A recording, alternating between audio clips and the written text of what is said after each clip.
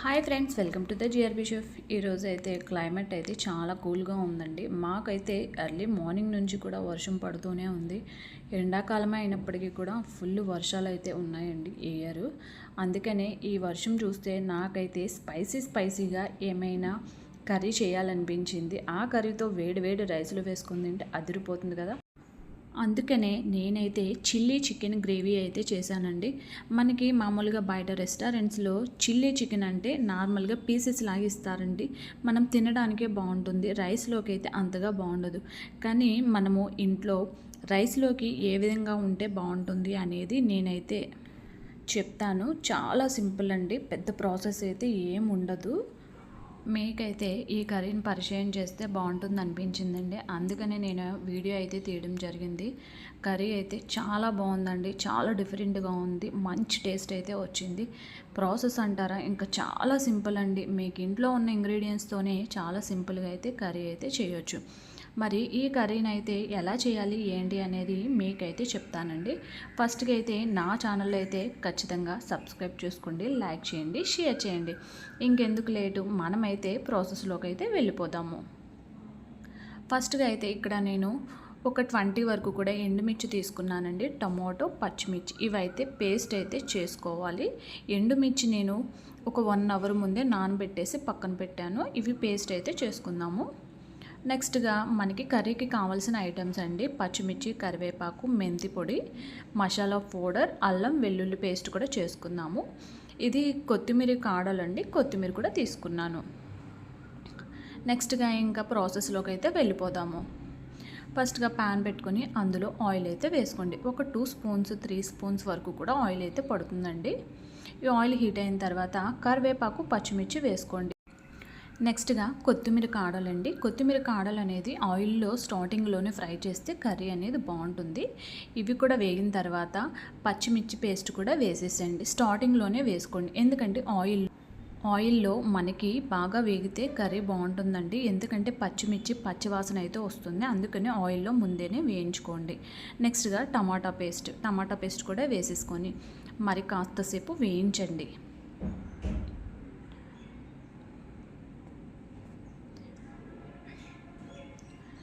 ఇవి కూడా వేగిన తర్వాత ఎండుమిర్చి పేస్ట్ అండి, నేను నానబెట్టానని చెప్పాను కదా, ఆ పేస్ట్ కూడా వేసేసుకోండి.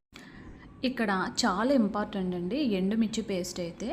మీకు కర్రీకి ఎంత కావాలంటే అన్నీ నానబెట్టుకొని మిక్సీ అయితే చేసుకోండి. నేను ఈ కర్రీకి ఒక 20 వరకు కూడా తీసుకున్నాను. అల్లం వెల్లుల్లి పేస్ట్ కూడా వేసుకోండి. ఇవన్నీ కూడా మనమైతే పచ్చివాసన పోయే వరకు కూడా వేయించుకోవాలి.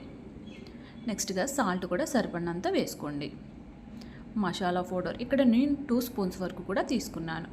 నెక్స్ట్గా మెంతిపొడి, ఇవన్నీ కూడా వేసేసిన తర్వాత మనమైతే మరొకసారి నూనెలో వేయించుకుంటే కర్రీ అనేది మీకు చికెన్ కర్రీ చాలా డిఫరెంట్గా అయితే ఉంటుందండి. ఎప్పుడు మసాలాలు ఆయిల్లో వేయించుకోవాలి, లేకపోతే పచ్చివాసన అనేది వస్తుందండి. కర్రీ అనేది అంతగా తినాలనిపించదు. చూసారు కదా ఎంత చక్కగా వేగిందో, ఆయిల్ కూడా ఎలా పైకి వచ్చింది కదా, ఈ విధంగా వేయించుకోవాలండి. నెక్స్ట్గా మనం కడిగి పెట్టుకున్న చికెన్ ఉంది కదా, ఇక్కడ నేను 1 kg వరకు కూడా చికెన్ అయితే తీసుకున్నానండి. ఈ చికెన్ మొత్తం అంతా కూడా ఈ మసాలాలో వేసేసుకుందాము. వేసిన తర్వాత మొత్తం అంతా కూడా బాగా కలిపేసుకోండి.